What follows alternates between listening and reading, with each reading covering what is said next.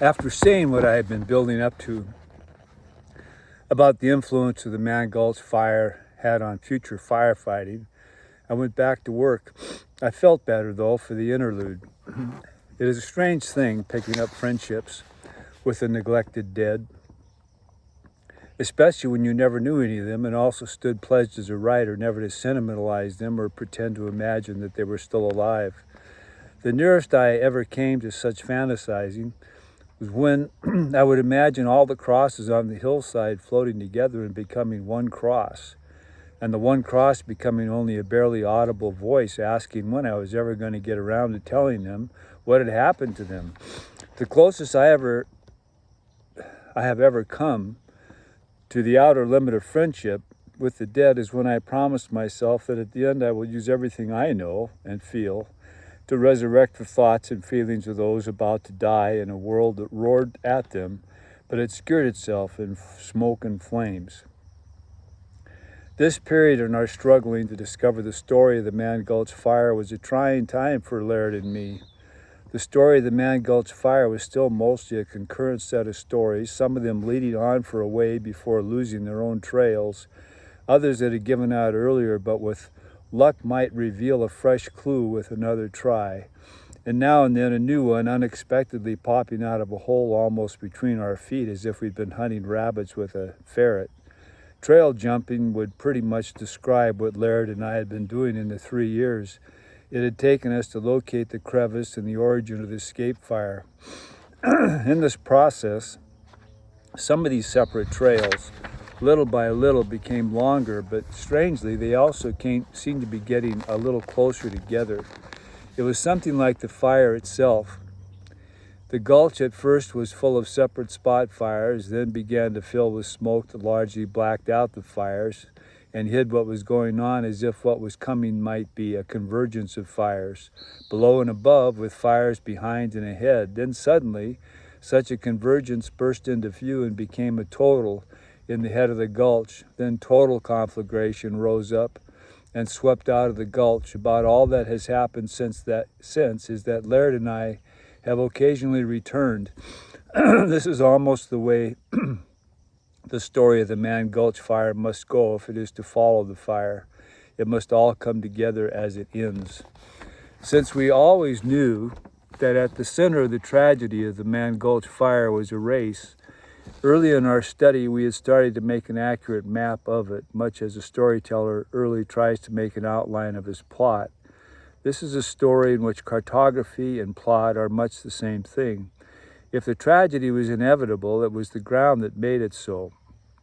We ultimately confirmed the accuracy of the 1952 contour map in its essential details, but the cartography of the tragedy would not be complete until we studied each leg of the race and analyzed the comparative speed of men and fire in their race between established points. Common sense should tell us that it would be a good idea as soon as possible to locate the beginning and end of the race on the map, just as it's generally a good idea for a storyteller to have a notion of the beginning and the end of his plot before constructing what went on in between, although admittedly, many stories seem more comfortable not knowing where they are going and never getting there.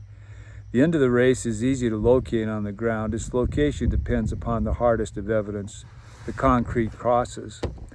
Where the race begins is a lot less certain than where it ends, because where things begin depends a great deal on prior definition and general direction. The race for the fire and the race for the men did not start at the same place, and for the first leg of the race, fire and men were going in almost opposite directions. The start of the race for the fire will be taken to be point 13 on the map, where the lower end of the fire jumped the gulch to its north side and turned up gulch to confront the crew.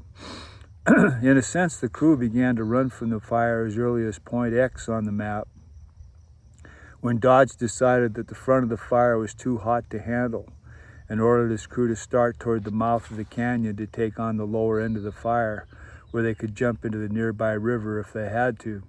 They were to proceed down gulch on contour while he and Harrison returned quickly to the cargo area for something to eat. But the real race for the men began later. From the cargo area, Dodge could see that the fire in the lower end of the gulch, instead of quieting down in the late afternoon, was boiling up. Afraid that the fire might spread and close off the mouth of the canyon, he and Harrison hastily rejoined the crew at Point Y, where the foreman regrouped his men and started them on what was to be a fast trip down gulch. Accordingly, we will take Y to be the beginning of the race for the crew. Leg 1, crew. The first leg of the crew's race is from Point Y to Point 6, a distance that could be known only approximately, and so for arithmetic convenience will be spoken of as an even 400 yards.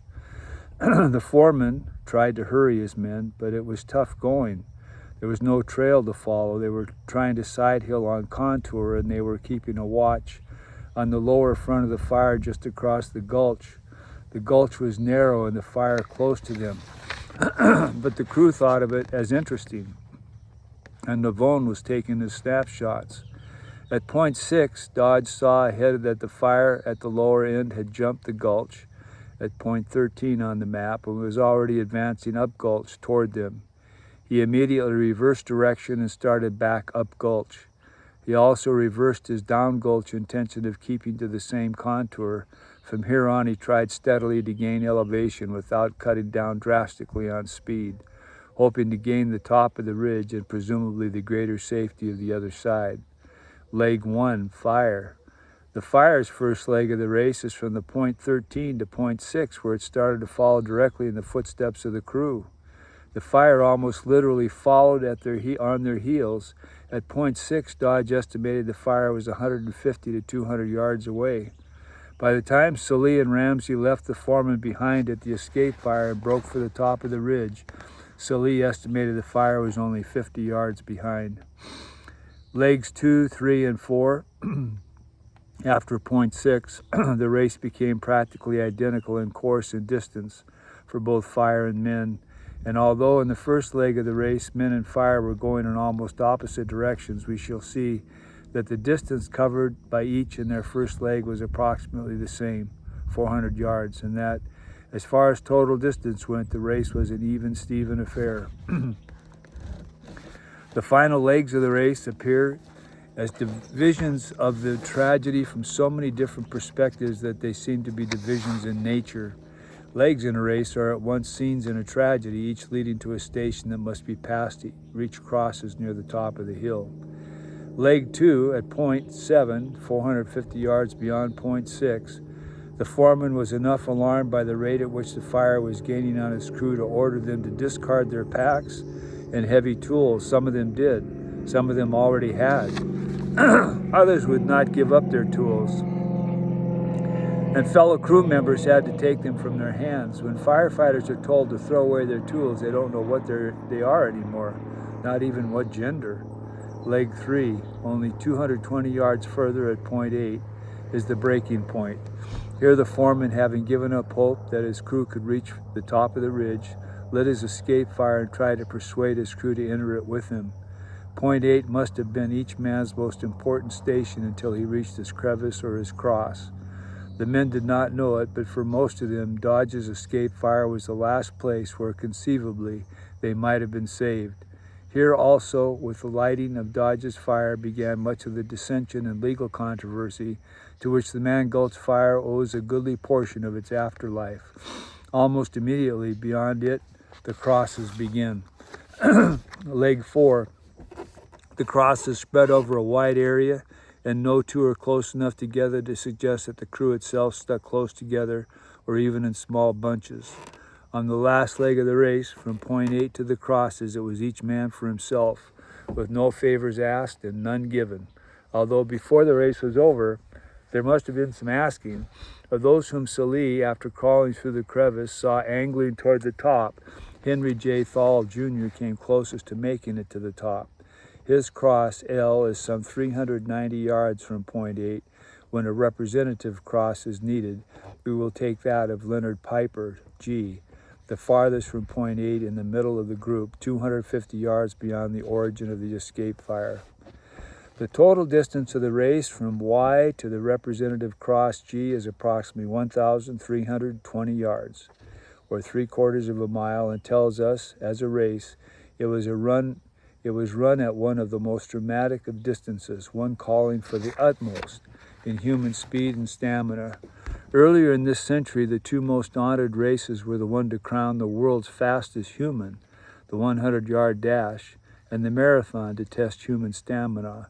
Always there will be special laurels for winners of each of these, but as the art and power of the runner have developed in modern times, middle distance runs have changed into sprints or dashes.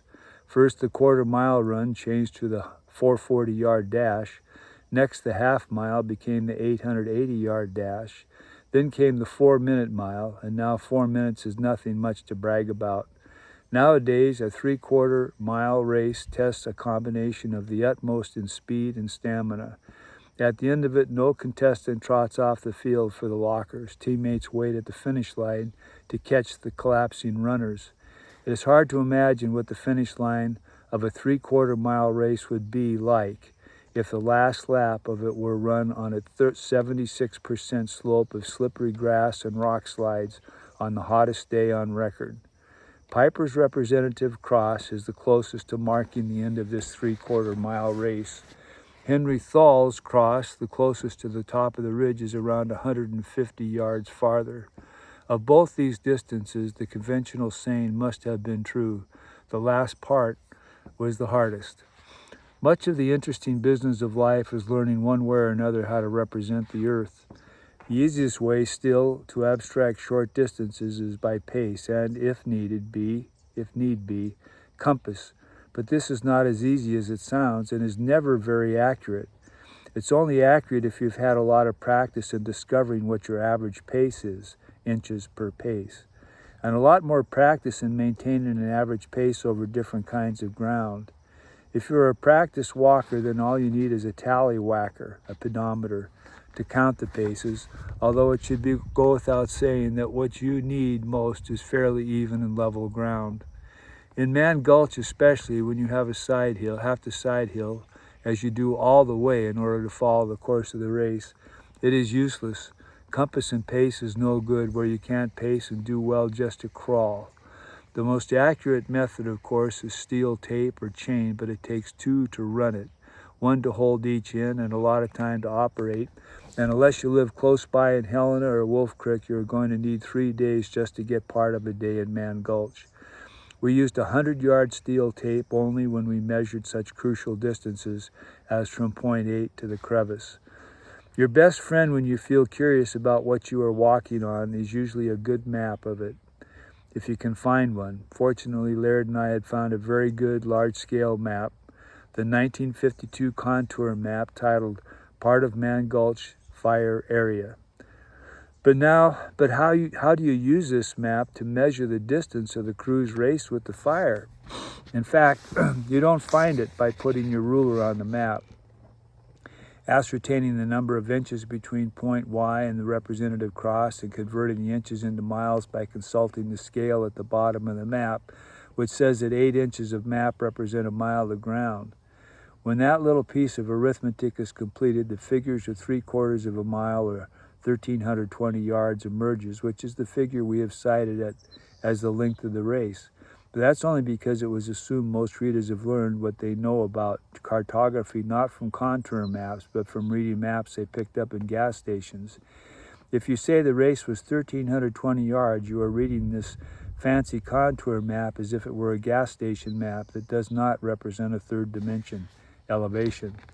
Much of the light that can be thrown on the Man Gulch fire comes, as we shall see, from the very modern science of fire behavior, but to solve this next problem requires a classical turn back to the 6th century BC. From point Y to where the race began to the representative cross G, there are 20 or 21 contour lines, each representing an interval of 20 feet, and 20 feet times 21 equals 420 feet or 140 yards.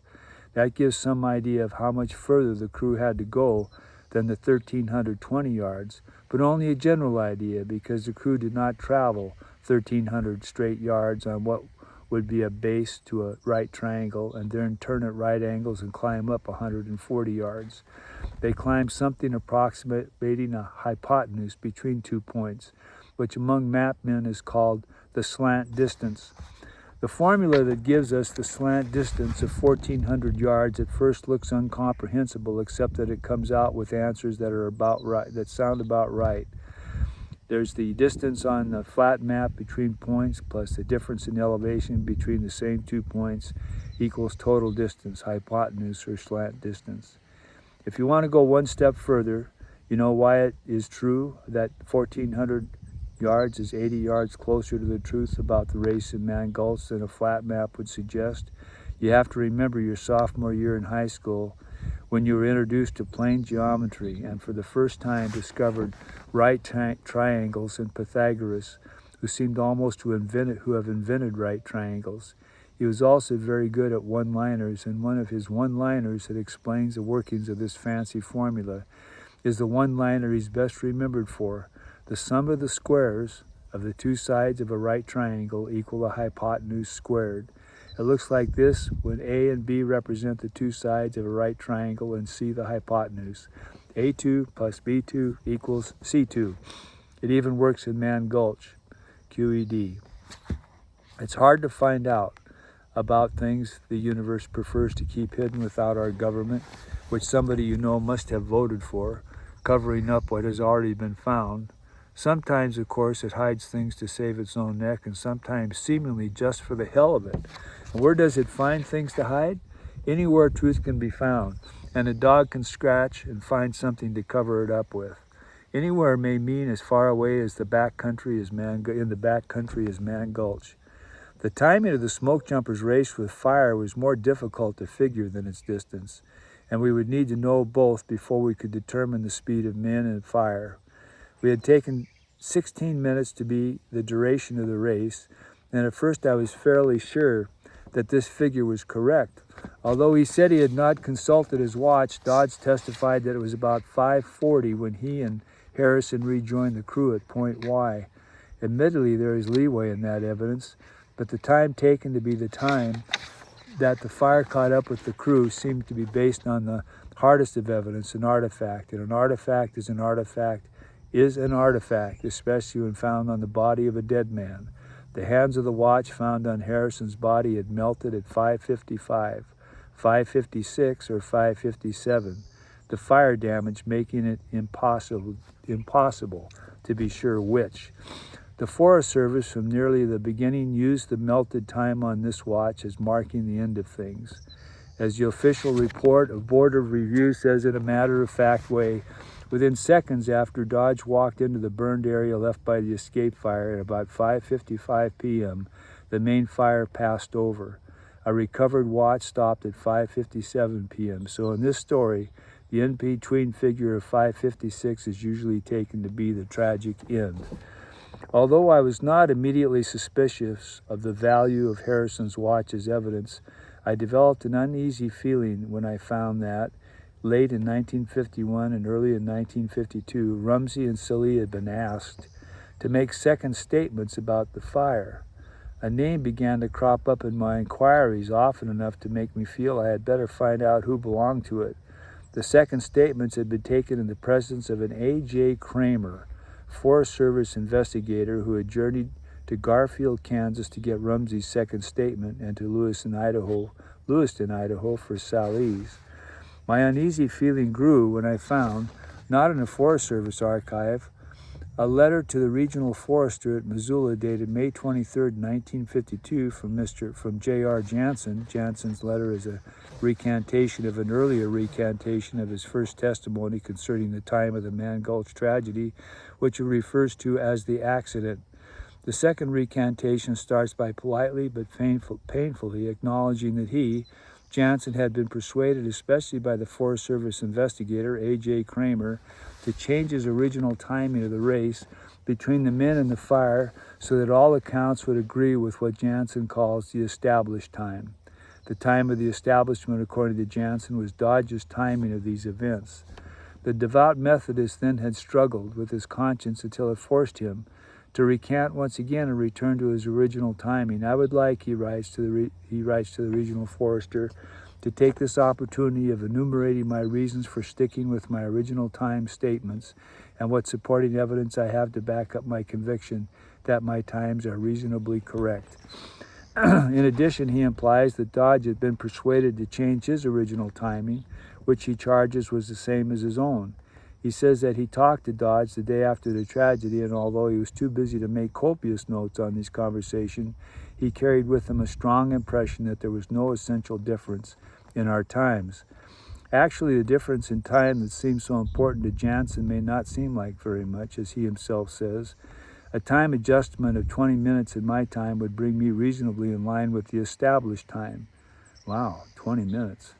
To his thinking, the deaths occurred probably between 5:35 and 5:45. Jansen arrived at these times by reference to the times of events occurring to him at the lower end of the gulch when the fire blew up. As for the evidence on which the established time was based, Jansen says, it's my honest opinion that the original investigation took Harrison's watch as prima facie evidence of establishing the time of the accident. The 20-minute difference between Jansen and the established time, however, would mean that the race on the hill between men and fire was over, according to Jansen, when it hadn't even begun, according to the established time, at 5:35 or 5:37, when it was all over by Jansen's calculations. Johnson and Harrison probably had not yet caught up with the crew at Point Y. To his charge that he was persuaded to alter his testimony, Jansen adds the equally serious charge that evidence was suppressed to give the impression that Harrison's watch was the only existing evidence to indicate when the crew was burned. But Jansen, in charge of rescue work at Man Gulch, had examined 7 or 8 watches taken from or near dead bodies a year after the fire. He had become deeply suspicious that this fact was being withheld from the public. Accordingly, he telephoned the regional office of Missoula on September 27th or 28th, 1950, and asked for a report on the watches in its possession. In questioning other investigators, he informs the regional forester, I gathered that only Harrison's watch had been found. Until the record was read to me, I had received nothing but details as to the existence of other watches which I knew had existed and could be read. It was a Mr. Kramer, keeper of the watches in Missoula, who reported by telephone to Jansen that he had 4 such watches with readable times, one at 5:42, 2 at 5:55, and 1 at 6:40. A variation to think about, especially the early one at 5:42, since it can always be argued that watches with hands that stopped later were watches that kept running for some time after the fire event. It seems almost certain that Mr. Kramer, keeper of the watches in Missoula, was the Mr. Kramer who over a year later was to journey to Kansas and Idaho to get second statements from Rumsey and Sallee. For the sake of everyone involved, including him, I had to find him. I gave the documents to Laird with as few accompanying remarks as possible. I had hesitated some time before in informing him about the possibility that some funny business had gone on with what he and I had come to think of as our fire. Laird was headed for a fine career in the Forest Service, and I certainly didn't want his association with me to hurt him. You've heard what Laird said to that. The next time I met Laird, he said, we'll have to see Mr. Kramer. I replied, we have to. If he's alive, he has the right of personal privilege. He's alive, Laird said, or he was when I last heard. He's retired and has a home on Flathead Lake. I don't know him, but I knew one of his sons who was a smoke jumper. If the old man is like the son, he's big and tough and liable to tell you to go screw yourself. I said he must be as old as I am or older, so he can't be very tough. But Laird said just the same, better let me call him. I can tell him he owes it to the Forest Service to explain these documents, and you can't make that argument. Okay, I said, but first I'll write him, and I'll put it on the barrel head to him. I'd rather be turned down in the open than sneak up on him with a smile on my face. A few weeks later, we made a little outline of what our strategy would be for our meeting with him. Even he agreed to see us. Even if he agreed to see us, he probably wouldn't give us much time. So we decided to concentrate entirely on Jansen's letter and its main charges, that Jansen had been persuaded to alter his testimony concerning the time of the tragedy, and that evidence had been suppressed to make a likely time seem as if it were the only possible one. I told Laird, I have to be the most interested in finding out what happened, but if it turns out the charges are true, I'd be equally interested in the follow-up question. Why, to some people, was it so important that the deaths of the crew appear to happen closer to 6 o'clock than to 5:30, than they were willing to hide evidence suggesting any other possibility. I asked him, you think about it, will you? Would the Forest Service have looked like a better firefighting outfit if its crew had died roughly 20 minutes after it actually did? No, he said. I've already thought about it. It doesn't make any sense, even if all they were trying to do was to get all their witnesses to agree, because all their witnesses don't have to agree in a situation like this to make sense. Dodge, for instance, was at the head of the gulch closer than 100 yards to the nearest of those who died. Jansen, at the disputed time of the tragedy, was probably returning from Man Gulch to the Padbury boat. That's a lot of difference in perspective and a built-in situation to allow differences of opinion. I told him, maybe our trouble is we think they thought the difference was important. Maybe we suffer from the belief that the game of cover-up is played only when there is something bad to cover up and only when big boys play it. But for a lot of guys, besides Nixon, it was a fun game, and all sizes, shapes, and sexes are eligible to play it. And don't kid yourself, I said by way of conclusion. It is a game that can be played by woodsmen. There are plenty of big bastards who come out of the woods to become little administrators and little bastards. The woods provide no exception. The woods provide no exception to original sin. Laird always tried to look as if he hadn't heard any such remarks of mine, and I tried to look as if I hadn't made them. He said, "We've waited long enough to hear from Flathead Lake. I'll call his place this afternoon." Late that afternoon, I dropped in to see Laird again before driving back to my cabin at Seeley Lake. Laird announced, "It's good and it's not so good." He agreed to see us, but briefly, very briefly. What I especially don't like is that he seemed old and not to understand very well what I had to say. I didn't like that either, so before I left his office, we talked things over and further shortened and simplified the questions we were going to ask him. I met Laird at our Lee agency of the Flathead Indian Reservation. We came up from Missoula on Highway 93, and I came in a direct line from Seeley Lake on a dirt road that at its peril crosses the Mission Mountains high above the Jocko Lakes, where it almost falls into the lakes, and the reflections of white glaciers still higher fall all day into the lakes. At the end of the lakes is a black canyon so buried in its steepness and shade that its gathering, unseen waters are present only as vapor rising to the tops of the cliffs, where the vapor becomes visible as drops of sunshine. When the unseen gathers noise and multiplies into a roar on its way to the Flathead Valley, finally the roar comes into sight almost as a waterfall, and once seen, it continues as beauty. From the mouth of the Black Canyon, it looks as if the whole Flathead Valley had been washed out of it. It spreads like a delta of detritus, ever widening and lowering itself into golden farms. If fertility counts as beauty, the Flathead Valley is one of the most beautiful agricultural mountain valleys in Montana, maybe anywhere. The fields, although by now all harvested, were still gold and rich enough to be used as pasture land. The cattle had been brought down from the summer grass and shade of the mountains, turned down on the harvested fields in numbers that would have overgrazed them, except that the fields had been irrigated all summer from ditches starting at the edges of glaciers.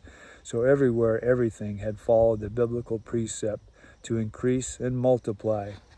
We saw little of Flathead Lake until we were almost at Kramer's cottage, because the road on the west side of the lake only occasionally gets close to it.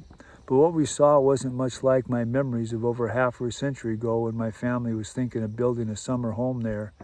In Montana, they say it's the biggest freshwater lake west of the Mississippi, and big it is. But even so, it's hard to see because of the number of summer homes on its shoreline, and I was glad we hadn't built on it. We had a hard time finding the Kramer cottage among all the mailboxes lining the side road, but Laird led the way, regarding Kramer as his man. Finally, he selected one red cottage out of many red cottages that looked much like the mailboxes, went in, and came out with Kramer, half stumbling, in the lead. Age had probably shriveled him a bit, but he was still big, and it was clear he intended to keep his promise and be brief.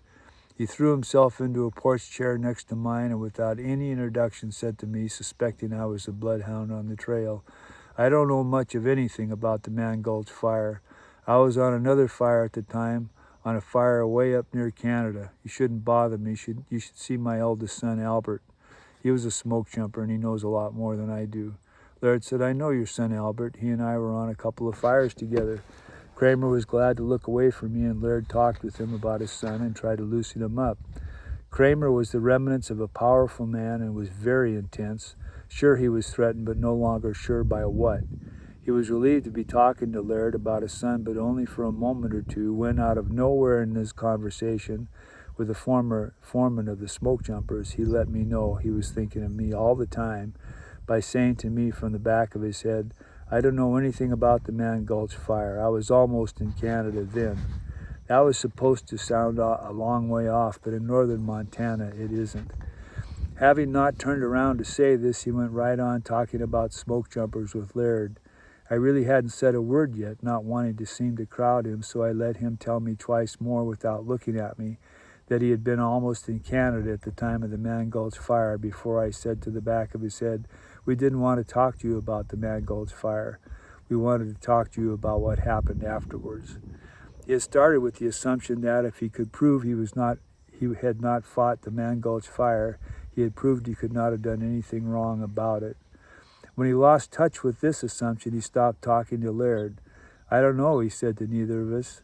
Then he added, "I don't remember well anymore. I had an operation."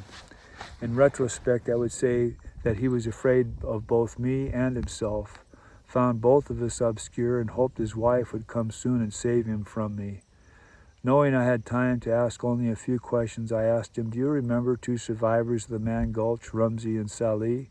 His fright visibly increased, but he might not have known why. He said, "No, I don't remember anybody like that." I asked him, "Do you remember the foreman on the Man Gulch fire, Wag Dodge?" Visibly, he was more frightened. "No," he said, "I don't remember well." I could not be sure his fright came from remembering these old names or from not remembering them, and probably from not remembering a lot of other things. "Do you remember the ranger at Canyon Ferry, Bob Jansen, and staying at his ranger station until he agreed to change his original testimony about the time the tragedy happened in Man Gulch?" He looked at Laird as if for help, then looked back at me. "Look," he said, "this has to be brief. I don't know anything about the Man Gulch fire. I was on another fire near the Canada line at the time." There was such a long pause that it had to be taken as an injunction to leave. Then Mrs. Kramer, who had been shopping, drove up, got out of her car, and walked around to the front of my car to see its license plates. When she saw it was in Illinois plates, she hurried up to the steps of the porch, introduced herself, and sat down next to Laird, probably because I looked as if I could come from Illinois and Laird didn't. She must have been deeply distressed to be caught away from home, leaving her husband unprotected from an out-of-state intruder. At first, she just listened, probably trying to tell from the conversation whether he had induced her husband, in her absence, to say something harmful to himself. After she came to the conclusion that all the talk had been about smoke jumpers and a fire, which was almost in Canada at the time of the Man Gulch fire, she relaxed and chatted with Laird, only occasionally but skillfully protecting her husband. Her protective skill came not from making too big a thing of protecting him, and from being open and matter-of-fact about things that were almost things we wanted to know. I heard her turn and say to Laird, after she heard her husband give one of his "I was on a fire near Canada" speeches, but he was an investigator of the Man Gulch fire, and she didn't hasten to explain that admission away. She had waited until another opportunity came harmlessly along to say to Laird, "He just doesn't remember very well anymore." She went on to tell Laird that her husband had had brain trouble and now was on medication, and, as she said, didn't remember very well. Laird saw that I had heard this, as I probably was supposed to, so we both know that the time had come for us to leave. A flight of Canadian geese circled and lit on the water right in front of the Kramer cottage. Undoubtedly, they had come from the Nine Pipe Reservoir, a wild bird preserve not far from the lake. The geese alternated stateliness with foolishness, then combined the two. They were stately as they circled above and as they carved the water apart for a landing, and even as they stood up in their waves and slapped the water out of their wings. Then they settled back into their troughs, and just as you would expect them to reestablish the serenity of aerial motion, they broke into an anvil chorus of nonsense sounds. All of them made nonsense noise all at the same time. They headed straight for the shore and the Kramer cottage, occasionally turning to impress us with their white, majestic rear ends, and then turning straight for shore again and becoming louder and more nonsensical the closer they drew. Soon the nonsense became strident and demanding and directed personally at us. I must have shown my surprise by looking at Mrs. Kramer as if for some explanation, because she said, in the only remark I could remember she made to me, "He feeds the geese regularly." "I can believe it," I replied, and soon after that we left, having overstayed our welcome by a wide margin. Even the geese seemed relieved. Anyway, they quieted down as we left.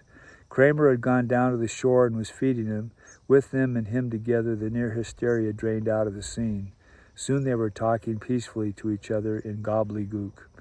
By the time we reached Arlee, the evening had drained the burnish out of the farmland, but not the gold. Night was coming fast into the valley. I said to Laird, "Thanks for the day. It's been a long time since I was in the Flathead Valley." Like one of those youngsters who wants everything good to happen to his older friend, Laird assumed it was his fault that we hadn't found anything. But I was the one who had started us on this mission, so I had to stop him from apologizing. "What are you talking about?" I asked him. "It was a good day." What was good about it?" he asked, but added, "I'll never forget the geese." "I won't either," I told him. Scholarship doesn't always end finding a wooden cross hidden in grass. Laird and I had prepared for the worst before we went to see Kramer. We had agreed, in fact, in some detail on what we would take to be the time of the Man Gulch fire, if Kramer was not helpful in resolving the differences about it. But it took us several days to recall the full particulars of our agreement and a lunch together to put the pieces in a new kind of order. We had agreed first that, as far as we knew, Kramer was the last living witness who might throw new light on the credibility of the evidence regarding the time of the deaths of the crew. So, if for whatever reason he had nothing to add, we would have to make a practical choice between the testimony of Jansen on one hand and on the other, the testimony of Dodge and the evidence of Harrison's watch. Such a choice has to be in favor of the evidence closest to the scene of death, not of the witness who had retreated to the river and was probably on a boat going upriver during the disputed time. Moreover, Dodge's testimony meshes much better than Jansen's with times assigned by Rumsey and Sallee to events in the Gulch. The practical choice of 5:56 as the approximate time of the death of Harrison, however, does not set aside the charge that Jansen was persuaded under pressure to alter his original testimony about the time of the climax of the tragedy. It also does not pass over his implied charge that members of the regional office had tried to create the false impression with the public that the established time was based on the only watch found on any of the dead crew. It is unthinkable Jansen would make such a charge falsely. If he had, it is even more unthinkable that he would have finished his life in the Forest Service. Jansen and Dodge were both fine men and fine woodsmen. Remember, too, that the Forest Service is a bureaucracy, the largest in the Department of Agriculture. That certainly makes it more than large enough for little games. So, actually, before we started for Flathead Lake, we had completed the practical job of filling in the old-fashioned formula of distance divided by time equals miles per hour to get the average speed of the Smokejumpers in their race with fire. It was filled in as follows. The distance of the race we had long ago determined as accurately as we could. It was a slant distance of 1,400 yards from Y, where the race started, to the representative cross G, which in these calculations had been taken to mark the tragic climax. As for the missing time, we did what you have to do when you finally admit that you can never be sure of the truth. You force your pride to view the spectacle of your doing the best you can, even though that doesn't leave you looking very good to the geese or to yourself. The start of the race at Y, as best we know, was 5:40. At best we know, the end was at 5:56. So for most of the crew, the race was over in 16 minutes, and alas, that can be wrong by only a few minutes. When 1,400 yards is divided by 16 minutes and the result is changed from yards to miles, old-fashioned arithmetic says that the representative speed of the crew on its journey to the crosses was 3 miles per hour. The D, divided by T, had changed to miles, says that Thal, whose cross is closest to the top and who traveled farthest and presumably the fastest of the crew, averaged 3.3 miles per hour, and that Silva, who is by such calculation was among the slowest, averaged 2.5 miles per hour. I had been somewhat surprised by these results, but Lard said he was, and he said they were just about what he expected. Every guy you add to a crew, he said, the slower you make it. After a while, it scarcely moves, especially if they haven't fought fire together before. He stood there looking back through years of smoke. Finally, in awe of the earth, he said, a crew carrying 35-pound packs in rough country will average about 1 mile an hour. We talked a little about differences in the personalities of Dodge and Jansen that might account for some of the differences between them concerning the time of the catastrophe, and for Jansen's charge that Dodge had changed the time seemingly agreed upon by the two of them while the fire was still burning. We were still a little embarrassed by our own talk and perhaps a little embarrassed by our embarrassment. We had never known Dodge or Jansen and were certainly embarrassed to be talking behind the backs of two members of the exclusive club of fine woodsmen who could not answer for themselves. In any event, we knew after our trip to see Mr. Kramer that we had done our best, which means that we couldn't think of anything else to do, straight ahead being dead end. Trying to get another start, I circled back to general resolutions I had made to myself about getting old. I kept returning to my 70th birthday, 70 seemingly being what man has been given as his biblical allotment on earth. I sat in my study making clear to myself, possibly even with gestures, my homespun anti-shuffleboard philosophy of what to do when I was old enough to be scripturally dead. I wanted this possible extension of life to be hard as always, but also new, something not done before, like writing stories. That would be sure to be hard. And to make stories fresh, I would have to find a new way of looking at things I had known nearly all my life, such as scholarship in the woods. If you think vividly enough about your general resolutions, sometimes your conscience will furnish the particulars to exemplify them, and I became conscious again of the strange fact that on my many trips to the Smokejumper base, I hadn't done much more than look inside the Northern Forest Fire Laboratory, which is next door. I had dropped in several times to see the painting of Harry Gisborne hanging in the stairwell. He always gives me the feeling that he would take a chance on trying something new even if it didn't work, and that he is giving me the once-over to see if I feel the same way.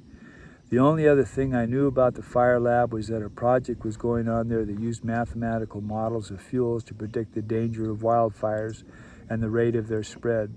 The old-timers in the Forest Service I had talked to didn't think much of this scientific project, but didn't know much about it, and were a little nervous, so much so they certainly weren't going to learn more than they already knew about what made them nervous. The young guys I knew in the Forest Service also didn't know much about it, but thought it was great. I said to myself, you'd better be your age and learn something about it. I thought a fresh new way of analyzing fire spread, among other things, might save me from feeding geese. And, and knowing both Laird's and my mathematical deficiencies, I was sure that at least it would be hard. And it was.